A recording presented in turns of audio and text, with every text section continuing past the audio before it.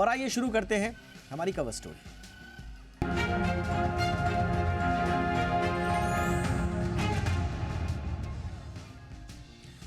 अयोध्या में रामलला के दर्शन के लिए भक्तों की भारी भीड़ उमड़ रही है। स्वाभाविक है, इससे भक्त और प्रशासन दोनों परेशान हैं। कई भक्तों को दर्शन का समय, एंट्री एग्जिट की सही जानकारी, मोबाइल और बैग ले जाने के नियमों जैसी बुनियादी जानकारी भी नहीं है और इसीलिए काफी परेशानी हो रही है। आज हम आपको बताएंगे अयोध्या पहुंचने का सबसे उपयुक्त समय कौन सा है, क्योंकि देखिए वहां पर अभी मंदिर में प्राण प्रतिष्ठा हुई है, मंदिर खोला गया है लोगों के लिए, लेकिन इतने सारे लोग एक साथ पहुंच चुके हैं कि ऐसा लग रहा है कि सबके लिए ये उपयुक्त समय नहीं है। दर्शन के सही नियम क्या हैं, दूसरी छोटी बड़ी जानकारियां आपको देंगे ताकि रामलला के दर्शन का पूरा प्लान बनाकर ही आप अयोध्या जाएं। पहले ये रिपोर्ट देखिए कि किस तरह से आज जनसैलाब उमड़ा और किस तरह की दिक्कतें और अव्यवस्थाएं झेलनी पड़ी सबको हर तरफ से। ये रिपोर्ट देखिए, फिर आपको सही मार्ग पर ले चलेंगे। अयोध्या के दर्शन का सही प्लान, सही समय।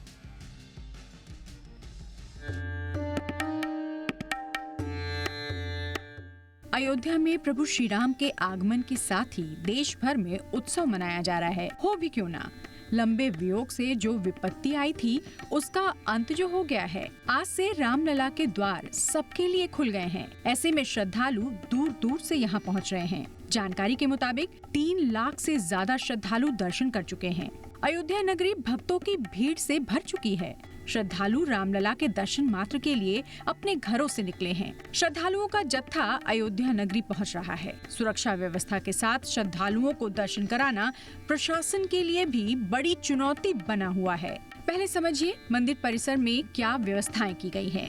दरअसल राम मंदिर में जाने के 3 रास्ते हैं, जबकि मंदिर से बाहर निकलने के 2 ही रास्ते हैं। सुबह 8 बजे से रात 10 बजे तक श्रद्धालु दर्शन कर सकते हैं। इस बीच मंदिर 1 बजे से 3 बजे के बीच बंद रहेगा। दिन भर में 3 बार रामलला की आरती होगी।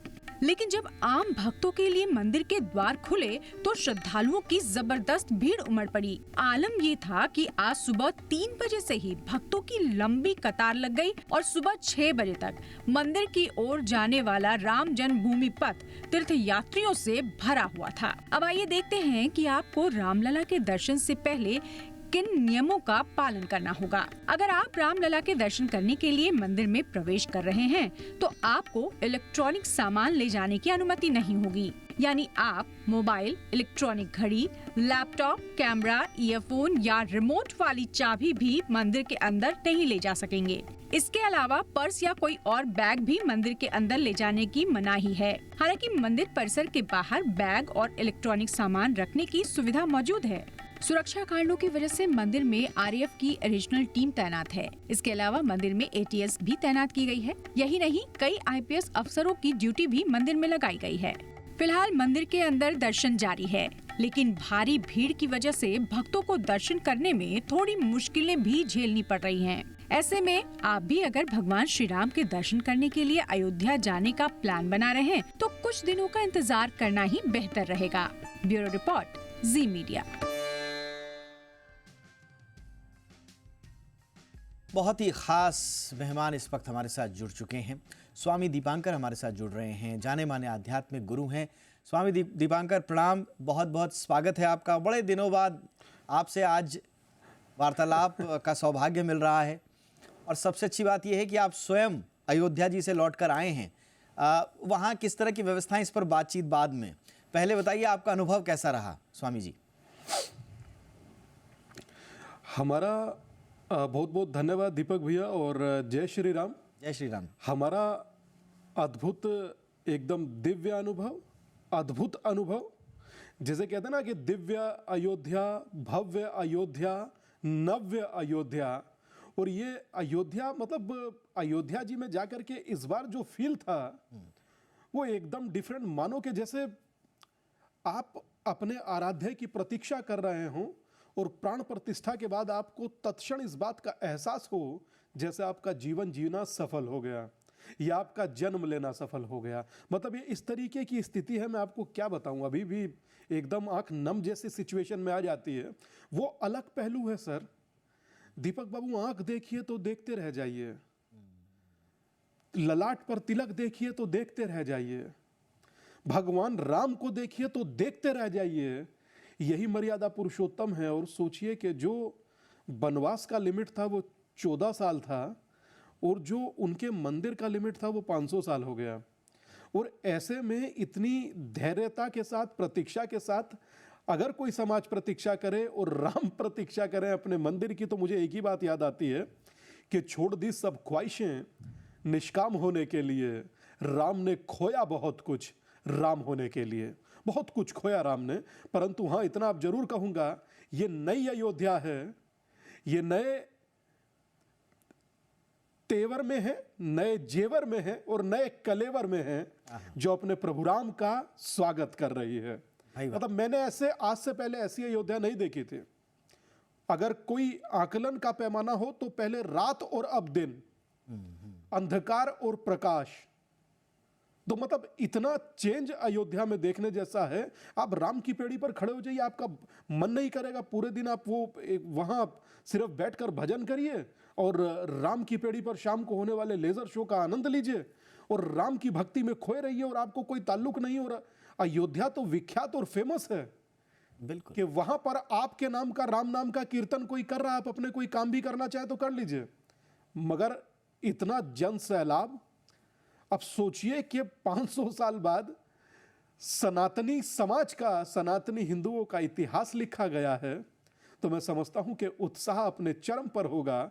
मगर मैं समझता हूं जोश हो मगर होश बनाए रखें। आप ही के राम हैं, आप ही को जाना है, आप ही ने दर्शन करने हैं।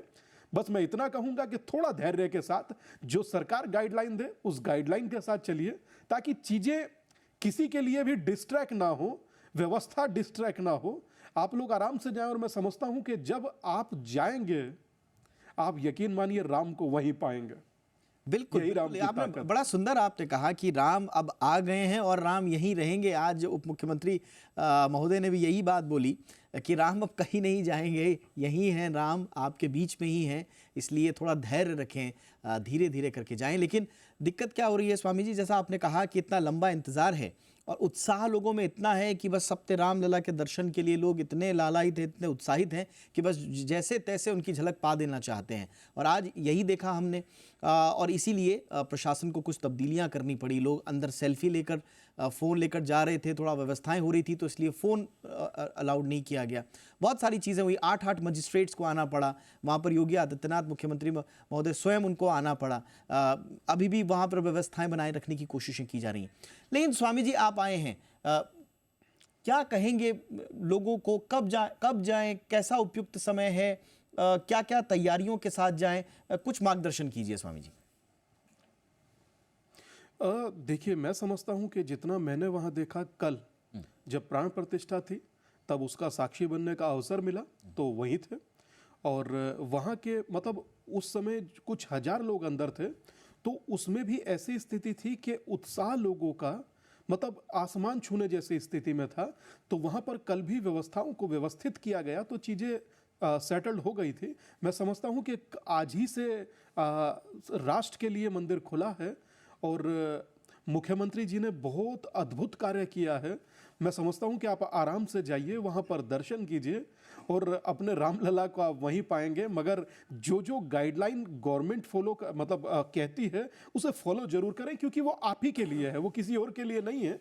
मगर हाँ, इतना सा जरूर कहूँगा कि जब आप वहाँ पहुँचेंगे, आप कितने भी थकावट के बाद पहुँचे या कितने भी तनाव के बाद पहुँचे, मगर मैं समझता नहीं हूँ कि अब भविष्य में ऐसा होगा, क्योंकि आज मुख्यमंत्री जी स्वयं वहाँ पहुँचे तो कल से आप चीज़ों को और बेटर पाएंगे। और जब आप वहाँ जाकर खड़े होंगे तो आप मानेंगे कि मतलब आत्मा और परमात्मा के समक्ष कुछ नहीं, और आप आनंद का अनुभव करेंगे। जो मैं स्वयं कर आया हूँ, मैं वो आपको बता रहा हूँ। मतलब मैं ऐसा कभी देखा नहीं कोई विग्रह, कि कोई इतना दिव्य विग्रह, मतलब कोई ऐसा अद्भुत विग्रह, अकल्पनीय अविश्वसनीय विग्रह जो अपनी तरफ खींचता है। मगर मैं समझता हूं कि आप लोगों का उत्साह, आप लोगों का भगवान के प्रति कृतज्ञता निसंदेह अपनी जगह एकदम बिल्कुल 100% है।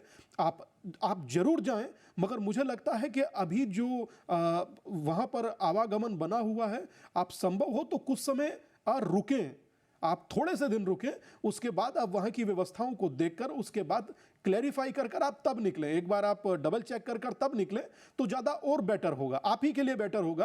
क्योंकि दर्शन करें तो कम से कम आनंद में तो करें, कोई इधर से धक्का नहीं मारे, कोई उधर से नहीं मारे, आप आनंद से दर्शन करें। तो उसके लिए आप आराम से जाएं, क्योंकि राम कल भी आपके पास थे, आज भी आपके पास है। और राम के बारे में तो दीपक बाबू एक चीज विख्यात है जी। कहा जाता था कि एक राम दशरथ का बेटा, मतलब राजा के सुपुत्र, और एक राम घट घट में बैठा, वो तो सबके भीतर विद्यमान है। एक राम का जगत पसारा जो पूरे जगत में व्याप्त है, और एक राम सबहु ते न्यारा जो सबसे अलग है, वही दिव्य भव्य मेरे राघवेंद्र सरकार हैं, मर्यादा पुरुषोत्तम राम हैं। मैं समझता हूं कि वो आप जब जाएंगे तो आपको वही मिलेंगे, और आपकी प्रतीक्षा सदियों की समाप्त होगी। बहुत सुंदर शब्दों में आपने अपने विचारों को समाहित किया।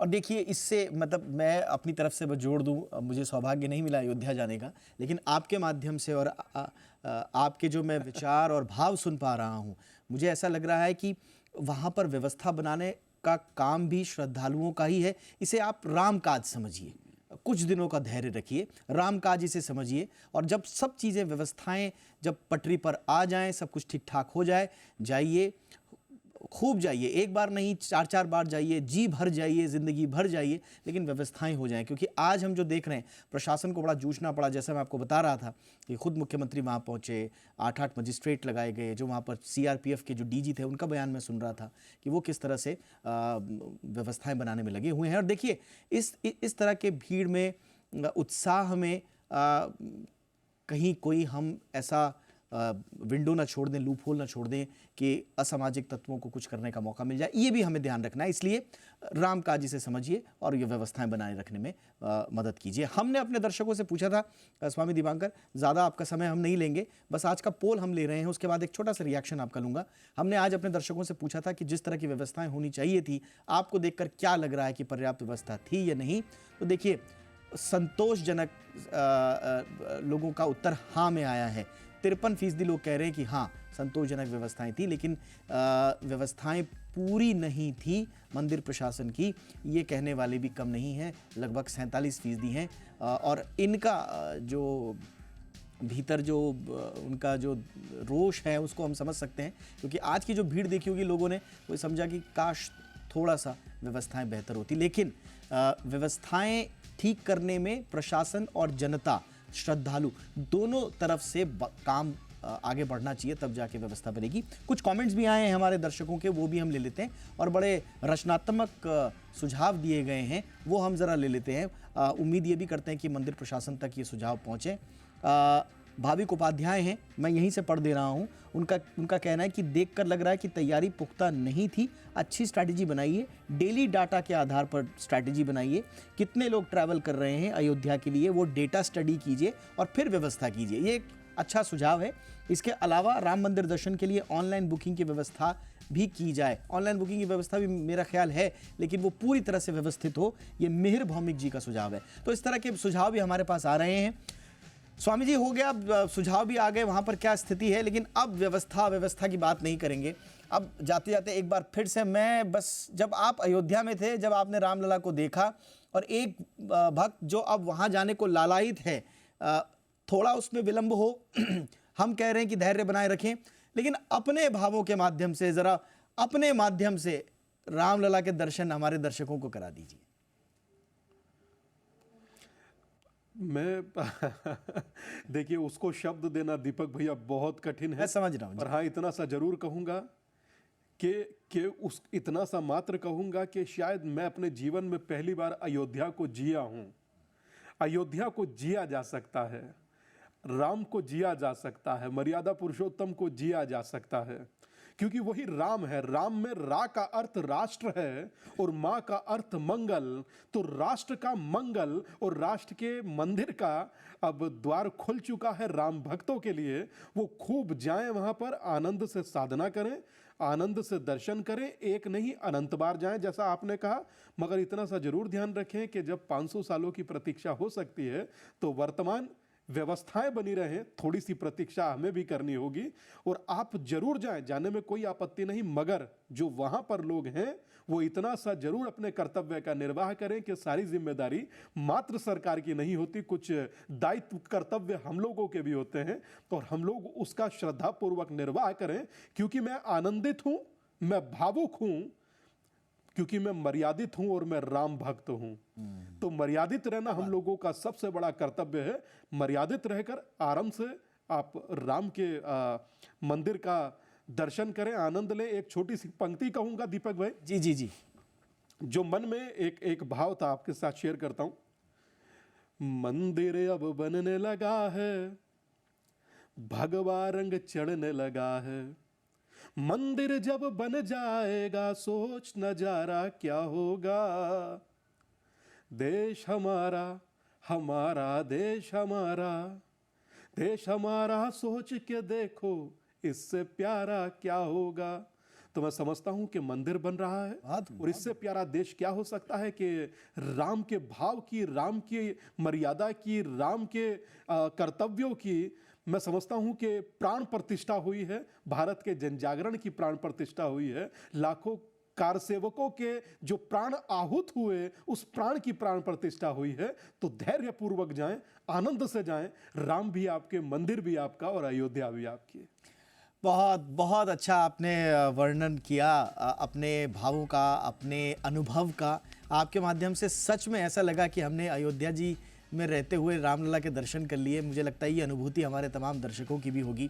बहुत बहुत धन्यवाद। मर्यादा का आपने जिक्र किया, मर्यादा पुरुषोत्तम तो श्री राम हैं, लेकिन हाँ, व्यवस्था बनाए रखने में भी हमें थोड़ी मर्यादा दिखानी होगी, यही अपील। बहुत बहुत धन्यवाद आप।